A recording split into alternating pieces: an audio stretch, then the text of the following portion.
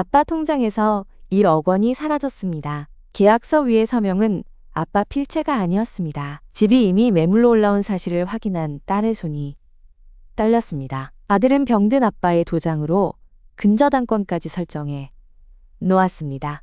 모든 걸 믿고 통장을 넘겨준 엄마는 아직 아무것도 모르고 계십니다. 이 가족의 집을 지킬 수 있을까요? 전세 계약서는 가짜였어요. 그 날짜는 아들의 손에 우리 집 통장과 남편의 도장을 내려주었습니다. 그 순간만 해도 그건 믿음의 상징이었죠. 그런데 그 믿음이 우리 집 지붕을 무너뜨리는 첫 삽질이 될 줄은 꿈에도 몰랐어요. 남편이 요양원에 입소한 지도 벌써 6달째였습니다. 치매 증상은 점점 깊어져 갔고 제 손을 잡아도 저를 알아보지 못하는 날이 더 많아졌죠. 가게는 혼자서 돌리려니 하루가 멀다 하고 밤이면 허리가 끊어질 듯 아팠습니다. 그럴 때마다 저를 가장 든든하게 받쳐주던 건 아이들이었어요. 엄마 너무 무리하지 마세요. 아빠 일과 가게 일 다 혼자 하시면 몸이 어떻게 버티겠어요. 장남 철수가 자주 전화를 걸어왔습니다. 대기업에서 팀장을 하는 그는 항상 말이 적고 무게가 있었죠. 경제적으로도 가장 안정되어 보였고 어려운 집안일이 생기면 꼭 앞장서서 해결하려 했습니다. 형 말이 맞아요, 엄마. 아빠 병원비랑 요양원 비용도 만만치 않은데 가게 수입만으로는 버거울 거 아니에요. 차녀 미영은 은행원이라 숫자에 밝았습니다. 그녀의 말은 항상 현실적이고 계산적이어서 때로는 차가울 때도 있었지만 지친 저에게는 오히려 확실한 길을 알려주는 것 같았죠. 그러던 어느 날 철수가 진지한 얼굴로 저를 찾아왔습니다. 엄마 아빠 치료를 위해 새로운 시술을 알아봤어요. 해외에서 도입된 방법인데 효과를 본 사례가 꽤 있다고 합니다. 그런 게 있니? 하지만 비용이 많이 들겠지? 제 질문에 철수는 잠시 머뭇거리더니 말했습니다. 네, 좀 부담스러운 금액이에요. 일단 5천만 원 정도 선입금이 필요하다고 합니다. 아빠 통장에 있던 예금으로는 턱없이 부족하고 5천만 원. 저는 입이 떡 벌어졌습니다. 평생 모은 저희 부부의 예금을 합쳐도 그런 금액은 되지 않았죠. 철수는 제 당혹스러운 표정을 보더니 조심스럽게 제안했습니다. 엄마, 일단 제가 그 돈을 마련해 볼게요. 대출을 받아서라도 아빠 치료에 써야 한다고 생각합니다. 대신 아빠 명의의 통장과 도장은 제가 좀 관리하게 해주세요. 병원비 자동이체나 각종 서류 처리할 때마다 엄마가 오가시면 너무 힘드실 테니까. 저는 망설였습니다. 남편의 통장과 도장은 평생 저희가 함께 지켜온 것이었죠. 하지만 철수의 말도 일리가 있었습니다. 남편이 입원한 후로 병원보험 요양원 연락이 끊이지 않았고 매번 서류에 도장을 찍으러 은행을 오가는 제 모습이 너무 초췌해 보였을 거예요. 게다가 그건 우리 아들이었습니다. 피 한 방울 나눈 내 아들이 남편을 해칠 리가 없었죠. 알겠어. 네가 믿음직스러워서 엄마는 다행이다. 다음 날 저는 남편의 주통장과 보통장 2개 그리고 가장 중요한 인감도장을 철수에게 건넸습니다. 철수는 작은 금고 상자에 조심스럽게 넣으며 말했어요. 엄마 걱정 마세요. 꼭 아빠를 위해서 쓸게요.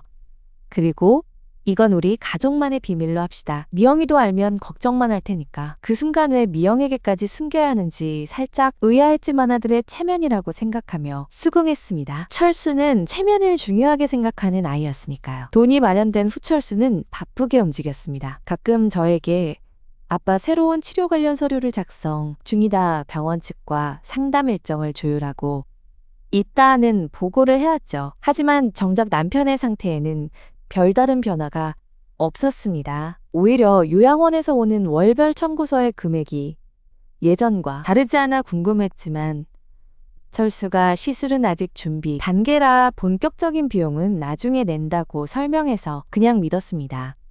그러던 중에 작은 이상 징후가 하나 생겼습니다. 아파트 관리사무소에서 관리비 고지서와 함께 뭔가 서류가 동봉되어 왔는데 제가 읽어보니 명의 변경 관련 동의서라는 제목이었어요. 내용은 공동명의 부동산에 대한 권리 행사에 관한 것이었지만 전문 용어가 많아 정확히 이해가 안 갔죠. 당연히 가족 단톡방에 사진을 올리며 물어봤습니다. 아이들 이거 뭔지 알아? 관리사무소에서 왔는데. 잠시 후 미영이 답장을 했습니다. 엄마 그건 별거 아니에요. 아파트 리모델링 관련 동의서 같은 거겠죠. 제가 처리할게요. 서류 필요하면 말씀하세요. 그리고 철수는 단톡방에는 아무 말도 하지 않고 저에게 따로 전화를 걸어왔습니다. 엄마 그 서류는 제가 보냈어요. 아빠 명의도 같이 되어 있는 아파트라 앞으로 관리비나 세금 관련해서 제가 대리로 처리하려면 필요한 서류라고 하더라고요. 제가 이미 관리사무소에 말해서 앞으로는 그런 서류는 제 휴대폰으로 연락 오게 했습니다. 엄마는 귀찮게 받지 마세요. 아, 그래? 네가 다 처리한다면 엄마는 다행이구나. 전화를 끊고도 마음 한구석이 묘하게 불편했습니다. 왜 그런 서류가 제게 왔고 왜 철수의 휴대폰으로 연락이 가게 했을까? 하지만 곧바로 그런 생각을 떨쳤습니다. 아들이 저를 배려한 것이라고 생각했죠. 힘들어하는 엄마 대신 아들이 나서서 집안일을 처리해 주는데 무슨 의심을 하냐는 생각이 들었어요. 그런 믿음은 또 다른 일을 계기로 더욱 굳어졌습니다. 남편이 쓰던 휴대폰 요금이 연체되었다는 문자가 제 핸드폰에 왔던 거예요. 남편은 요양원에 있으니 전화는 필요 없었지만 번호를 유지해 두고 있었죠. 이상하게 생각해 통신사에 문의해보니 개통 명의자. 본인의 동의 없이 단말기, 휴대폰과 새로 개통되어 추가 요금이 발생했다는 답변을 들었습니다. 당혹스러워서 철수에게 바로 물었죠. 철수야, 너 혹시 아빠 휴대폰으로 뭔가 했니?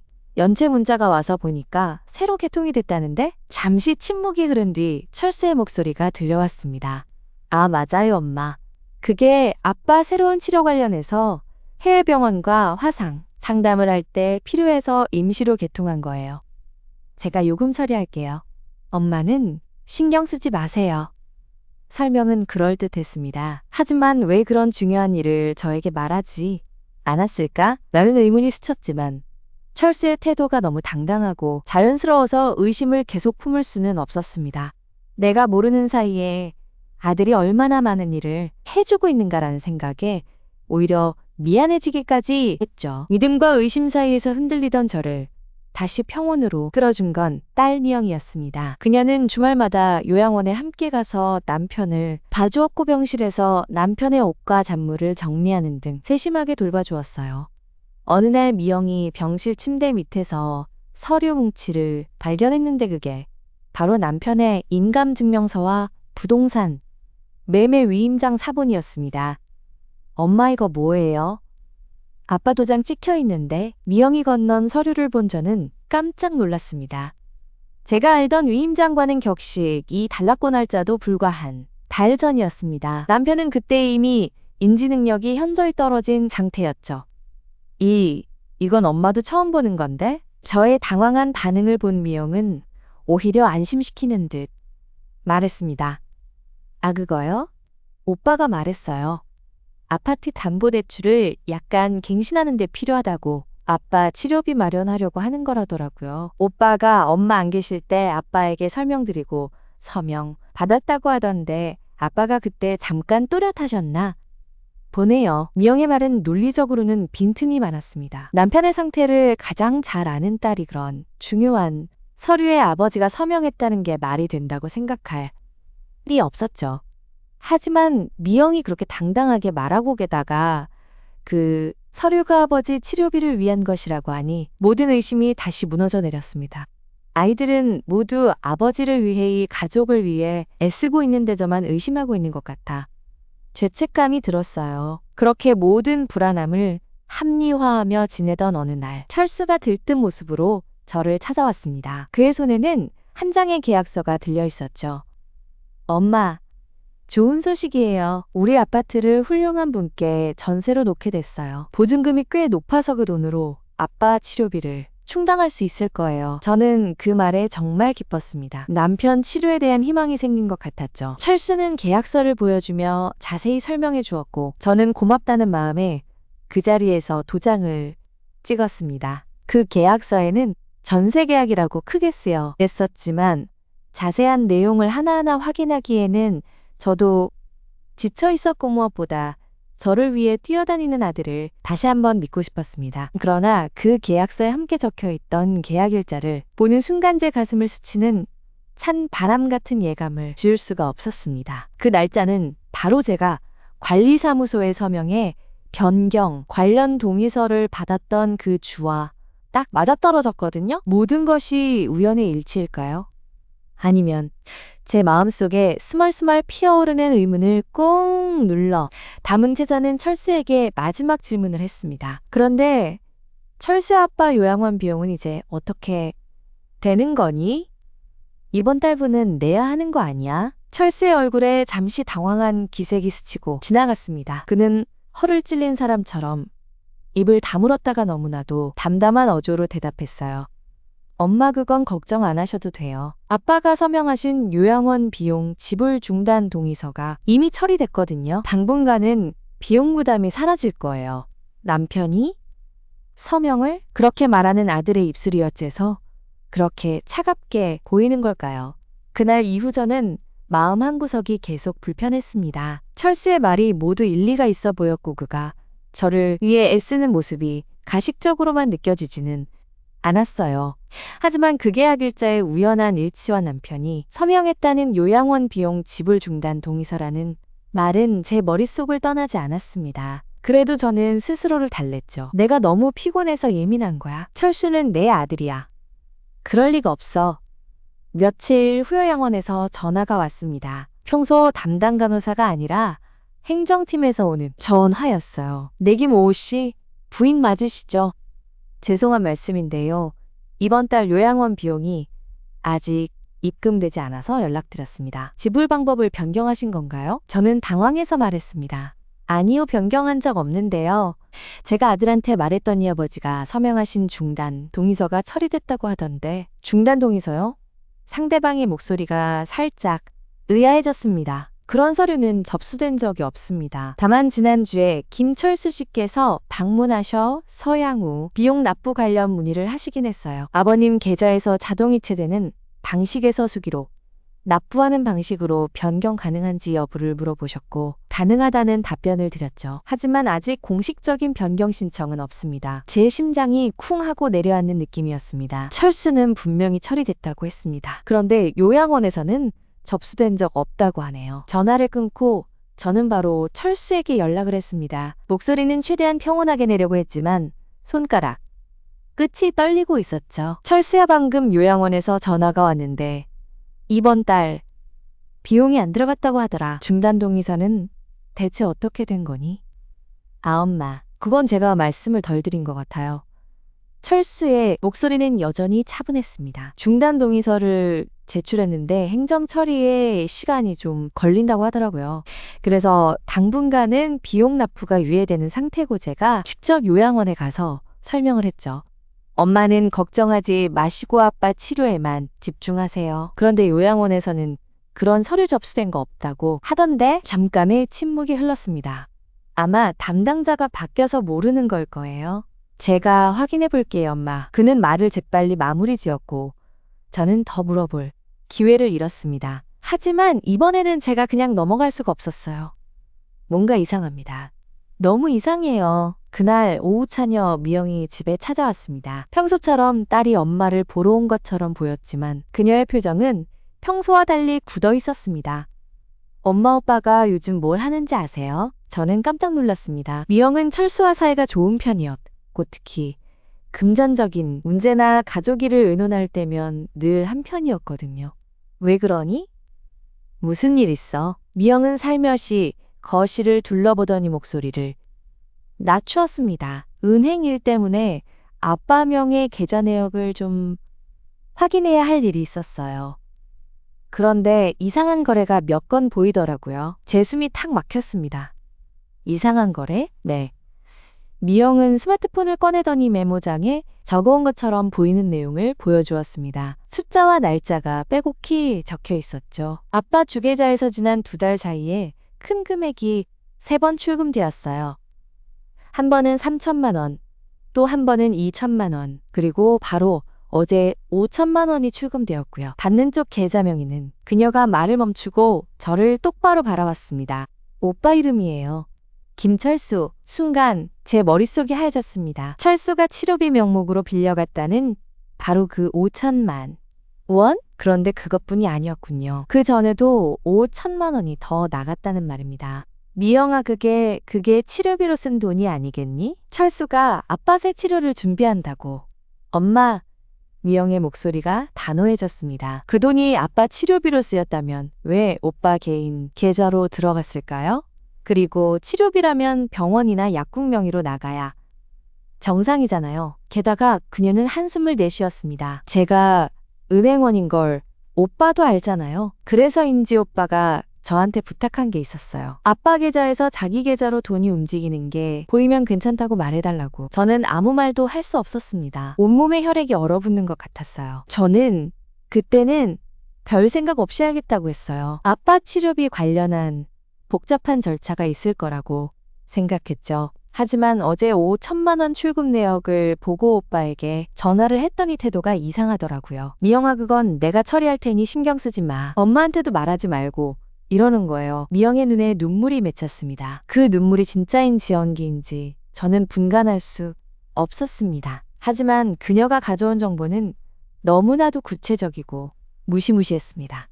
엄마, 우리 아파트 정말 전세로 놓은 게 맞아요? 오빠가 가져온 계약서 자세히 보셨어요? 저는 고개를 저었습니다. 그날 저는 너무 지쳐 있었고 철수를 믿고 마음에 자세히 보지 못했죠. 미영이 말을 이었습니다. 저도 오빠가 아파트 전세 계약을 했다고 들었을 때는 좋다고 생각했어요.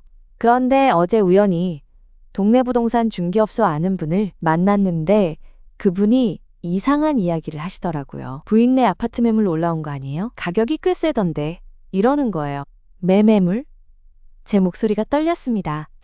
제가 깜짝 놀라서 확인해봤더니 실제로 몇 군데 부동산 사이트에 우리 집이 매물로 올라와 있었어요. 전세가 아니라 매매로요. 사진까지 우리 집 거실 사진이 분명했고 방문, 날짜와 시간을 예약할 수 있게 되어 있었죠. 저는 정신을 차릴 수가 없었습니다. 전세 계약서에 도장을 찍은 지 불과 며칠밖에 지나지 않았는데 우리 집이 매매 사이트에 올라와 있다니요. 그리고 계약일자 엄마도 보셨죠? 미영이 물었고 저는 고개를 끄덕였습니다. 그 날짜는 아파트 관리사무소에서 명예변경 동의서를 보내왔던 날과 같아요. 명예변경 동의서는 보통 소유권이 넘어갈 때 필요한 서류라고 합니다. 모든 퍼즐 조각이 하나둘씩 끔찍한 그림을 이루어 가고 있었습니다. 철수의 치료비 명목 대출 남편 계좌에서 철수 계좌로의 대규모 자금 이동요양원 비용 중단이라는 거짓말, 그리고 전세가 아니라 매매로 보이는 아파트 처리. 미영아, 이게 다 무슨 소리니? 철수가 우리 집을 팔려는 거니? 미영은 대답 대신 스마트폰에서 또 다른 사진을 꺼내 보였습니다. 흐릿하지만 익숙한 서류의 모서리가 보였습니다. 부동산 매매 위임장. 그리고 그 아래에 찍힌 도장은 제가 철수에게 맡겼던 남편의 인감 도장이었습니다. 날짜는 한 달 전이었죠. 미영이 요양원에서 발견한 그 사본과 동일한 서류였습니다. 이거 어디서 구한 거니? 오빠 서재 책상 서랍에서요. 미영의 목소리가 가늘어졌습니다. 저도 오빠가 뭘 하는지 의심이 가서 어제 오빠 집에 갔었어요. 오빠는 회사 야근이라고 안 계셨고 혼자서 살짝 찾아봤더니 이게 나왔어요. 원본이에요. 저는 그 종이를 들고 있는 제 손이 덜덜 떨리는 것을 느꼈습니다. 배신감이란 이런 걸까요? 내 몸에서 나와 자란 아이가 지쳐있는 엄마와 병든 아버지를 등에 업고 이런 계획을 세우다니. 그때 현관문 초인종이 울렸습니다. 저와 미영이 깜짝 놀라 서로를 보는 사이 문이 열리는 소리가 났고 철수가 들어왔습니다. 그는 손에 큰 봉투를 들고 있었고 미영이 여기 있는 것을 보자 얼굴이 순간 굳었습니다. 미영아, 너 왜 여기여? 그의 목소리는 날카로웠습니다. 미영은 당황한 기색을 보이지 않으려 했지만 손에 들고 있던 스마트폰을 뒤로 숨기는 것이 눈에 띄었죠. 엄마 보러 왔어요. 오빠는? 철수는 미영을 의심하는 눈빛으로 한 번 더 보고는 저를 향해 다가왔습니다. 그의 표정은 다시 평온함으로 돌아와 있었지만 그 평온함이 이제는 가면처럼 느껴졌어요. 엄마, 다행히 잘 해결됐어요. 그는 봉투에서 서류를 꺼냈습니다. 요양원 비용 중단, 동의서 공식 확인사랑 아파트, 전세 계약 완료 증명서야. 이제 엄마는 안심하셔도 돼요. 저는 그 서류를 바라보았습니다. 요양원 로고가 찍힌 문서에는 비용 납부유예 확인이라고 쓰여 있었고 아파트 계약서는 전세권 설정 등기 완료라는 문구가 있었죠. 모든 것이 그럴듯해 보였습니다. 하지만 방금 전까지 미영이 보여준 증거들 과제에 가슴을 후벼 파는 의심들은 사라지지 않았습니다. 철수야! 제 목소리가 떨리고 있었습니다. 엄마가 한번 물어볼게. 아빠 계좌에서 네 계좌로 돈이 3번이나 갔다는 건 사실이니? 철수의 얼굴색이 변했습니다. 그는 미영을 노려보았고 그 눈빛에는 분노와 경고가 섞여 있었습니다. 미영이 그런 말을 했구나. 그의 어조가 차가워졌습니다. 엄마 그건 설명할 수 있어요. 아빠 치료비를 현금으로 마련해야 하는 부분이 있었고 제 계좌를 경유한 거예요. 복잡한 절차라서 엄마를 귀찮게 하고 싶지 않았어요. 그럼 요양원에서는 왜 중단 동의서를 모른다고 했니? 그리고 우리 집이 부동산 사이트에 매물로 올라온 건 또 뭐고? 저도 모르게 목소리가 커지고 있었습니다. 철수는 잠시 말문이 막힌 듯 했지만 곧 입을 열었습니다. 엄마, 지금 무슨 말씀을 하시는 거예요? 누가 그런 헛소리를 했어요? 미영 아내가 엄마한테 이상한 소문을 퍼뜨린 거야?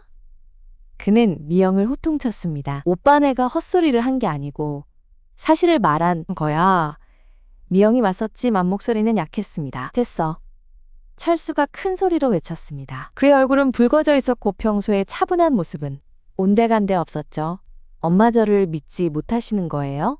제가 그동안 밤새워서 아빠 일하고 엄마 대신 이것저것 뛰어다닌 게 다 뭐예요? 엄마는 그냥 편하게 계시라고 제가 다 했는데 이제 와서 의심부터 하시다니 정말 상처받네요. 그는 눈까지 붉히며 말했습니다. 그 모습을 보니 저는 또다시 마음이 흔들렸습니다. 내가 너무한 걸까? 철수의 그 눈물과 분노 어린 호소는 정말로 제 마음을 뒤흔들기에 충분했습니다. 저는 그 순간 또다시 혼란에 빠졌습니다. 내가 지나치게 의심하는 걸까? 내 아들을 그렇게까지 못 믿어할 이유가 있을까? 하지만 미영이 보여준 통장 내역과 부동산 사이트에 올라간 우리 집 사진들은 뇌리를 떠나지 않았습니다. 아, 미안하다 철수야. 엄마가 너무 흥분했나 보다. 저도 모르게 사과의 말이 나왔습니다. 철수는 눈물을 닦으며 고개를 저었습니다. 괜찮아요, 엄마. 엄마도 힘드신 건 알지만 저를 믿어주세요. 모든 게 다 엄마와 아빠를 위해서예요. 그러나 그날 밤잠 들지 못하고 누워있던 저는 휴대폰을 들었습니다. 미영이 보낸 문자 하나가 도착해 있었죠. 엄마 오늘 오빠가 한 말 다 믿으시면 안 돼요. 내일 오후에 시간 되시면 우리 집으로 와주세요. 보여드릴 게 있어요. 다음날 오후 저는 미영의 아파트를 찾았습니다. 그녀는 집에 혼자 있었고 표정이 심각했습니다. 거실 테이블 위에는 여러 장의 서류가 펼쳐져 있었죠. 엄마 앉으세요. 미영이 차를 한 잔 내려주며 말했습니다. 어제 오빠가 가져온 서류들 제가 좀 더 자세히 살펴봤어요. 그녀는 먼저 전세권 설정 등기 완료 증명서를 집어들었습니다. 이거 등기소에 직접 전화해서 확인해봤어요. 우리 집 주소로 등기된 전세권은 없대요. 대신 미영은 숨을 깊게 들이쉬었습니다. 대신 근저당권 설정 등기가 한 달 전에 완료됐다고 합니다. 채권자는 신한은행이, 고 채무자는 아빠 이름이에요. 근저당? 제 가슴이 철렁했습니다. 전세가 아니라 담보대출이란 말인가? 그리고 채권 최고액이 3억 원이에요, 엄마. 3억 원. 그 숫자가 제 머릿속을 때리는 듯 했습니다. 그게 무슨 소리야, 미영아? 철수가 분명히 전세 계약서를 보여주며 도장도 찍게 했는데 그 계약서는 가짜일 가능성이 높아요. 미영의 목소리가 낮아졌습니다. 오빠 서재에서 찾은 이거 보세요. 그녀는 또 다른 서류 뭉치를 제게 건넸습니다. 부동산 매매 위임장 원본이었습니다. 화자가 김철수에게 맡겼던 남편의 인감도장이 선명하게 찍혀 있었고 위임 사항에는 임대인 소유, 부동산의 매매에 관한 일체의 권한이라고 쓰여 있었습니다. 그리고 가장 아래 매수인 난해 주식회사 한빛투자신탁이라는 이름과 매매 예정 가격이 6억 5천만 원으로 기재되어 있었죠. 이게 뭐냐? 제 손이 떨렸습니다. 오빠가 우리 집을 6억 5천에 팔려고 하는 위임장이에요, 엄마. 그리고 이미 은행에 3억 원을 담보로 잡혔고요. 미영의 눈에도 눈물이 고여 있었습니다. 전세 계약서는 엄마를 속이기 위한 가짜였을 거예요. 진짜는 매매이고 그 과정에서 대출을 먼저 받아 돈을 챙긴 게 아닐까 싶어요. 아빠 계좌에서 오빠 계좌로 간 1억 원은요? 제가 떨리는 목소리로 물었습니다. 미영은 노트북을 열었습니다. 은행원으로서 접근할 수 있는 내부 화면이었지만 지금은 개인적인 조회를 하는 것이었죠. 제가 더 추적해봤어요. 오빠 계좌에서 그 1억 원은 여기로 빠져나갔어요. 화면을 보니 철수의 계좌에서 1억 원 이신한은행 대출 원리금 상환으로 일괄 이체된 내역이 있었습니다. 날짜는 철수가 아버지 계좌에서 돈을 빼간 지 사흘 뒤였습니다. 오빠가 개인적으로 지고 있던 대출이에요. 작년에 사업하시려고 만드신 대출. 그걸 아빠 돈으로 갚으신 것 같아요. 모든 것이 하나둘씩 맞아 떨어지기 시작했습니다. 치료비, 명목 전세, 계약 요양원 비용 중단. 모두가 거대한 거짓말을 위한 장치였던 걸까? 저는 숨이 턱턱 막혔습니다. 왜 이제야 말을 했니? 처음부터 알았으면 왜 말 안 했어? 제 목소리가 힘없이 나왔습니다. 미영은 고개를 숙였습니다. 저도 처음에는 오빠 말을 믿었어요. 아빠 치료를 위한 복잡한 절차라고 가족을 위해 오빠가 희생하는 거라고 생각했죠. 그런데 점점 이상해졌어요. 오빠가 재계은행에서 뭐라고 하면 괜찮다고 말해 달라고 하는 게 수상했고 아빠 명의 휴대폰 개통, 내역을 추적해보니 그 번호로 부동산 중개사와 수십 통의 통화 기록이 있었어요. 그제서야 뭔가 크게 잘못됐음을 깨달았죠. 그녀는 잠시 멈춰서 눈물을 닦았습니다. 그리고 저도 죄가 있어요, 엄마. 무슨 소리야? 미영이 조용히 고백했습니다. 오빠가 아빠 계좌에서 돈을 빼가기 전 저에게 물어봤어요. 아빠 계좌에서 큰 금액이 나가도 문제 없겠지? 하고 저는 그때 아빠 인감도장과 위임장이 있으면 가능하겠지만 왜 그러시냐고 했더니 오빠가 아빠 치료비 명목으로 다른 병원에 선불금을 내야 한다고 했어요. 저는 그 말을 믿고 서류만 잘 갖추면 될 것 같다고 그렇게 말해버렸어요.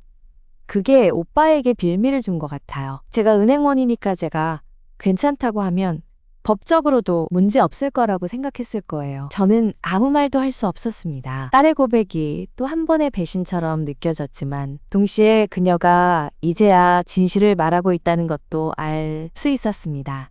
엄마, 이제 우리가 해야 할 일이 있어요. 미영이 진지하게 말했습니다. 일단 아빠 요양원 비용을 다시 내야 해요. 오빠가 중단 동의서를 제출하지는 않았지만 납부를 유예하거나 변경하려고 했던 건 사실인 것 같아요. 요양원에 직접 가서 상황을 설명하고 비용 납부, 주체를 엄마 명의로 바꿔야 합니다. 제가 동행할게요. 그리고 집은? 제가 가장 두려운 것을 물었습니다. 일단 등기소에 가서 근저당권 설정 내역과 매매, 위임장이 실제로 등기 접수되었는지 확인부터 해야. 만약 접수되었다면 아빠가 법적 행위 능력이 없다는 것을 증명할 수 있는 병원의 진단서로 그 등기를 무효화하는 소송을 준비해야 할 거예요. 시간이 없어요, 엄마. 그 순간 제 휴대폰이 진동으로 울렸습니다. 발신자는 아파트 관리사무소였습니다. 미영과 눈을 마주치며 전화를 받았습니다. 네, 여보세요? 김영희 여자셨죠? 죄송한데요. 지난번에 명예변경 관련 동의서 말인데요. 김철수 씨께서 처리하신다고 하셔서 연락을 드리지 않았었잖아요. 그런데 오늘 주식회사 한빛투자신탁에서 관리사무소로 전화가 와서 해당 아파트의 관리비 납부고지서를 앞으로 그쪽으로 보내달라고 하시더라고요. 매매가 확정된 건가 해서 여쭤보는 거예요. 제 손에 든 휴대폰이 미끄러질 뻔했습니다. 네? 매매가 확정? 제가 듣기로는 매매 계약은 체결된 상태고 잔금만 남았다고 하던데 세부 사항은 잘 모르겠습니다. 혹시 김철수 씨와 확인해 보시겠어요? 만약 매매가 사실이라면 앞으로의 관리비 납부 주체 변경을 위해 새 소유주 측의 서류가 필요합니다. 전화를 끊은 저는 멍하니 미영을 바라보았습니다. 관리사무소의 연락은 모든 것이 이미 예정된 레일 위를 빠르게 달리고 있음을 의미했습니다. 철수가 가져온 전세계약서는 완전한 허위였고 우리 집은 이미 팔렸거나 팔리기 직전이었습니다. 엄마, 지금 당장 오빠에게 연락하지 마세요. 미영이 단호하게 말했습니다. 오빠는 이미 모든 걸 각오하고 나선 상태예요. 연락하면 오히려 서류를 숨기거나 증거를 인멸할지도 몰라요. 지금 우리가 먼저 행동해야 해요. 먼저 요양원으로 가서 아빠 일을 처리하고 그 다음 등기소와 병원을 가야 합니다. 저는 고개를 끄덕일 수밖에 없었습니다. 믿었던 아들로 인해 집을 잃을 위기에 처했고 병든 남편의 요양마저 위태로워졌습니다. 공포와 배신감이 교차했지만 이제는 눈물을 흘릴 시간조차 없었습니다. 미영이 차키를 들며 일어섰고 저도 따라 일어났습니다. 차에 타며 저는 문득 생각했습니다. 요양원에 도착하면 제가 어떻게 남편의 눈을 똑바로 마주할 수 있을까? 당신의 도장으로 당신의 집이 당신의 치료가 모두 무너지고 있다고 말해야 하는데 요양원 행정실에서 나온 서류 뭉치가 제 손에 무겁게 느껴졌습니다. 담당자가 건넨 요양비용 납부 주체 변경 신청서 접수 확인증과 앞으로의 고지서가 제 주소로 발송될 것이라는 안내말이 귓가에 맴돌았지만 정신은 아직 그 자리에 있지 못했습니다. 미영이 옆에서 모든 절차를 진행해 주었고 저는 그저 필요한 곳에 서명하고 도장을 찍기만 했죠. 남편의 병실 문 앞에 선의발걸음이 떨어지지 않았습니다. 엄마 들어가세요. 아빠가 엄마를 기다리고 계실 거예요. 미영의 말에 문고리를 돌렸습니다. 남편은 창밖을 멍하니 바라보고 계셨습니다. 제가 다가가 손을 잡아도 그저 제 손을 힘없이 붙잡을 뿐 아무 말이 없었습니다. 당신 아들이 우리 집을 팔려고 해요. 이 한마디가 목구멍까지 치밀어 올랐지만 삼켜야 했습니다. 그에게 이 고통을 알려서 무엇하겠어요. 저희 부부가 평생을 함께 모은 그 집이 이제 저희 손을 떠날지도 모른다는 사실을. 여보 나왔어요. 괜찮아요. 다 괜찮아질 거예요. 제 목소리가 떨렸지만 남편은 여전히 아무 반응이 없었습니다. 그저 제 손을 잡은 그의 손길이 아주 살짝만 움직였을 뿐이었죠. 그 순간 저는 마음속으로 결심했습니다. 더 이상 흐느끼고 있을 시간이 없다는 것을. 등기소 대합실은 한산했습니다. 접수 창구 직원에게 남편의 주민등록등본과 인감증명서 그리고 제 신분증을 내밀었을 때 저의 손은 멈칫거리지 않았습니다. 저 이 주소의 부동산 등기부 등본과 최근 접수된 근저당권 설정 그리고 매매 위임장 관련 접수 여부를 확인하고 싶습니다. 직원이 컴퓨터를 두드리는 소리만이 귓가에 맴돌았습니다. 잠시 후 프린터에서 종이가 빠져나오는 소리가 났고 직원은 몇 장의 서류를 건넸습니다. 근저당권 설정은 확인됩니다. 채권 최고액 3억 원 설정 일자는 지난달 15일이네요. 매매 위임장 관련 접수 내역은 여기 있습니다.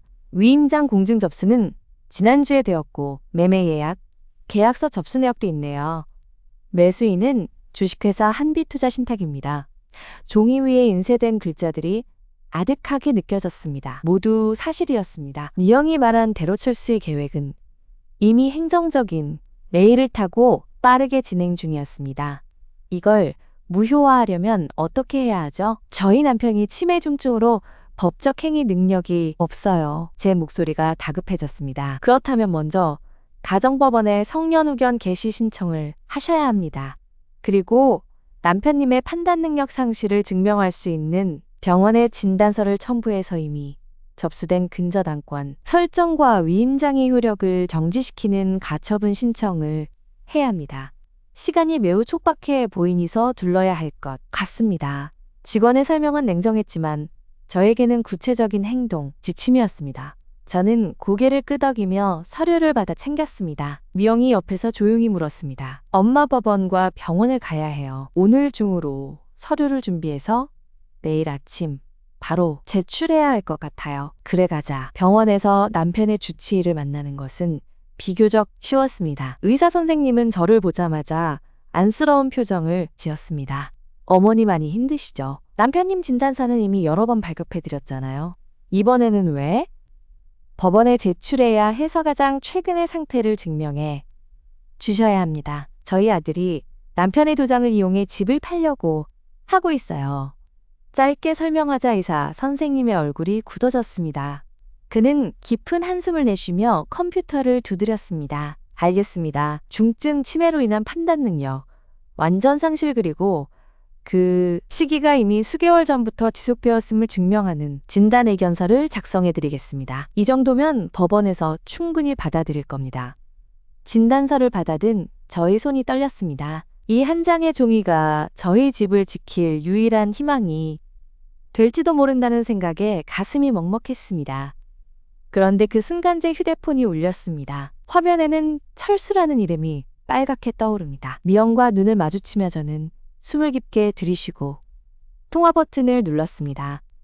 엄마 지금 어디세요? 철수의 목소리는 평소와 다름없이 차분했지만 그 아래로 흐르는 초조함이 느껴졌습니다. 병원이야. 아빠 진단서 좀 다시 발급받으려고. 짧게 대답하자 통화 너머로 잠시 침묵이 흘렀습니다. 왜요? 무슨 문제라도 있으세요? 그냥 필요해서. 엄마. 그의 어조가 살짝 높아졌습니다. 혹시 미영이랑 같이 무슨 일을 꾸미시는 거 아니죠? 제가 모든 걸 처리하고 있다고 했잖아요. 엄마는 그냥 편하게 계시기만 하면 돼요. 이번에는 제가 침묵했습니다. 그 침묵이 오히려 모든 것을 말해주는 것 같았습니다. 철수의 숨소리가 거칠어졌습니다. 엄마 지금 당장 집으로 돌아오세요. 우리 가족끼리 조용히 이야기해야 할 것 같아요. 미영이 옆에 있죠? 그 애한테는 아무 말도 하지 말고 그냥 오세요. 철수야. 제 목소리가 평소와는 다르게 낮고 단호하게 들렸습니다. 스스로도 놀랐지만 이제 더 이상 피할 수 없다는 것을 깨달았기 때문이었습니다. 엄마가 지금 가야 할 곳은 집이 아니야. 그리고 네가 한 모든 일 엄마는 이제 다 알고 있어. 통화 너머에서 숨소리가 확 끊기는 소리가 났습니다. 그리고는 날카롭게 찢어지는 듯한 그의 목소리가 들려왔습니다. 뭘 다 안다고 그래요? 미영이 그런 거지? 그 애가 뭘 안다고 엄마를 현혹시켜요. 제발 엄마 그 애 말 듣지 마세요. 저를 믿어주세요, 제발. 내가 믿었던 것 그게 바로 문제였어. 저는 문장을 끊었습니다. 눈가가 뜨거워졌지. 맘목소리는 놀랍도록 차분하게 유지되고 있었습니다. 아빠 통장에서 1억 원을 빼간 겉전세 계약서가 가짜라는 것을 이 집에 3억 원 근저당이 걸린 것 그리고 한빛투자 신탁이라는 회사에 집을 팔려고 한 것까지. 철수야 이게 다 사실이지? 그의 침묵이 모든 것을 인정하는 것 같았습니다. 그리고 그 침묵을 깨며 철수의 목소리가 낮게 울려 퍼졌습니다. 이제는 애원도 변명도 아닌 어떤 체념과 동시에 폭발 직전에 위험한 감정이 섞인 목소리였습니다. 어쩌겠어요, 엄마. 저도 어쩔 수 없었다고요. 대출이 얼마나 많이 쌓였는지 아세요? 매달 이자만 해도 집이 뒤집어질 지경이었어요. 아빠는 요양원에 가셨고 엄마는 가게 일하시느라 정신 없으시고 누가 저를 도와준다고 했나요? 아무도 없었어요. 그게 네 아빠 집을 팔아치울 이유가 되니? 제 목소리가 조금씩 높아지기 시작했습니다. 그게 네 동생을 협박하고 엄마를 속일 이유가 되냐고. 협박? 누가 협박해요? 미영이 자기가 한 짓은 생각 안 해요? 철수의 목소리가 갑자기 비웃음으로 가득 찼습니다. 처음에 아빠 계좌에서 돈 빼내는 게 가능하냐고 물었을 때 서류만 잘 갖추면 된다고 장담한 건 누구예요? 그게 은행원 동생의 전문가 조언이었다고요. 그 말 때문에 제가 용기 낸 거잖아요.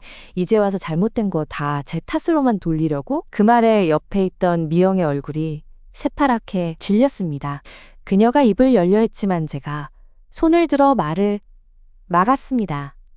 미영의 잘못은 미영이 따로 치러야 해. 하지만 철수의 계획을 세우고 위임장을 공증받고 집을 담보로 대출까지 받고 아빠 요양원 비용까지 끊으려 한 주체는 너야. 그건 변명의 여지가 없어. 그럼 어쩌라고요?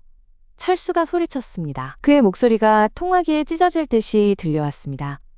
이미 다 끝난 일이에요. 계약은 다 됐고 돈은 다 들어왔어. 엄마가 이제 와서 뭘 어쩌시겠어요? 차라리 조용히 계시면 제가 나중에 엄마 잘 보살펴 드릴게요. 정말이에요. 하지만 이렇게 방해만 하시면 정말 끝까지 가야 해요. 그의 말에는 노골적인 위협이 담겨 있었습니다. 저는 가슴이 철렁 내려앉는 것을 느꼈지만 동시에 그 어떤 때보다 냉정해졌습니다. 그 끝이 뭔지는 내가 직접 보여주겠지. 하지만 철수의 엄마는 더 이상 너를 믿지 않아. 그리고 네가 한 모든 일을 반드시 되돌릴 거야. 전화를 끊었습니다. 손바닥에 땀이 흥건했지만 마음은 오히려 맑아진 기분이었습니다. 모든 것이 명확해졌으니까요. 미영이 조심스럽게 제 팔을 잡았습니다. 엄마 괜찮으세요? 괜찮아. 이제 가자 법원으로. 다음 날 아침가정법원에 성년후견 개시 신청서와 함께 가처분 신청서를 제출했습니다. 남편의 중증 치매 진단서와 이미 접수된 근저당권 및 매매위임장 등기 사본을 증거로 첨부했죠. 법원 서기는 서류를 받아들이며 말했습니다. 급박한 사안으로 보인 이 심리는 빠르게 진행될 겁니다. 특히 가처분 신청은 이른 시일 내에 결정날 거예요. 법원을 나서는 길에 저는 다시 한번 철수에게 전화를 걸었습니다. 이번에는 제가 먼저 말을 꺼냈습니다. 철수 엄마가 오늘 아침에 가정법원에 성년후견 신청과 가처분 신청을 냈어. 아빠의 법적 행위 무능력을 공식적으로 선고받고 네가 한 모든 등기를 무효화할 거야. 통화 너머에서 숨이 막히는 소리가 났습니다. 엄마가 그걸 어떻게? 이제 네 차례야. 만약 네가 진짜 가족을 생각하는 마음이 조금이라도 남아있다면 한빛투자신탁에 가서 매매계약을 취소해. 아직 잔금 지급 전이지? 그게 네가 할 수 있는 마지막 일이 될 거야. 취소하면 제가 받은 대출 원리금은 어떻게 되는데요? 저는 그 돈으로 그건 네 문제야. 저는 단호하게 말을 끊었습니다. 네가 저지른 일의 대가를 네가 치러야 해. 엄마는 이제 아빠와 우리 집을 지키는 일만 생각할 거야. 전화를 끊었습니다. 그 후 일주일은 전쟁 같았습니다. 법원에서 긴급 가처분 결정이 내려져 근저당권 설정과 매매 위임장의 효력이 정지되었습니다. 주식회사 한빛투자신탁에서 항고했지만 남편의 명백한 판단 능력 상실 증거 앞에서 받아들여지지 않았죠. 결국 그들은 계약을 해지했습니다. 철수는 그 과정에서 한 번도 모습을 보이지 않았습니다. 한 달 뒤 법원에서 성년 후견 개시 심리가 열렸습니다. 저는 남편의 후견인으로 선임되었습니다. 법정에는 저와 미영만이 있었습니다. 철수는 소환장을 받았지만 출석하지 않았죠. 재판부는 남편의 재산 처분을 모두 무효로 선고하고 이미 이동된 자산에 대한 반환 소송을 별도로 진행하도록 했습니다. 근저당권 설정은 말소되었고 집은 다시 저와 남편의 공동명의로 확정되었습니다. 그 모든 절차가 끝난 오후 저는 미영과 함께 은행에 갔습니다. 철수의 개인 대출 계좌로 흘러들어간 1억 원의 추적과 반환 절차를 논의하기 위해서였죠. 은행원이 설명하는 동안 미영이 조용히 말했습니다. 엄마 저 이번 일이 끝나면 오빠를 형사고발할 생각이에요. 사기와 위조행위가 명백해요. 제가 증인이 될게요. 저는 미영을 바라보았습니다. 그녀의 얼굴에는 결심과 동시에 깊은 고통이 스쳐 지나갔습니다. 네가 그 결정을 내린다면 엄마는 막지 않을게. 하지만 그건 정말 네 마음에 묻어야 할 일이야. 알겠어요, 엄마. 그녀가 고개를 끄덕였습니다. 제가 한 말이 오빠에게 빌미를 준 건 사실이에요. 그 책임도 함께 질 거예요. 은행을 나와서 저는 미영에게 말했습니다. 엄마는 이제 요양원에 갈게. 아빠에게 모든 일이 끝났다고 말해줘야겠어. 네, 엄마. 다녀오세요. 요양원으로 가는 버스 창밖으로 익숙한 거리가 스쳐 지나갔습니다. 남편의 병실에 도착했을 때 그는 깨어 계셨습니다. 제가 다가가자 그의 시선이 저를 따라오는 것 같았습니다. 아주 잠시 동안 그의 눈동자에 제 모습이 비치는 듯했어요. 여보. 제가 그의 손을 따뜻하게 감쌌습니다. 다 끝났어. 우리 집 지켰어. 이제 아무도 우리를 흔들지 못해. 그의 손가락이 아주 살짝 제 손을 스쳤습니다. 그것이 의도적인 반응인지 단순한 무의식적인 움직임인지는 알 수 없었습니다. 하지만 저는 그걸로 충분했습니다. 창밖으로는 저녁 노을이 지고 있었고 병실 안은 고요한 평온으로 가득 찼습니다. 저는 그의 손을 잡은 채로 조용히 그 평온에 젖어들었습니다. 앞으로도 힘든 날들이 많겠지만 적어도 오늘이 순간만은 함께 고개 숙일 필요가 없음을 그 사실 하나만으로 마음이 놓였습니다. 우리 집은 여전히 그 자리에 있었고 저는 그의 아내로 여전히 여기 서 있었으니까요.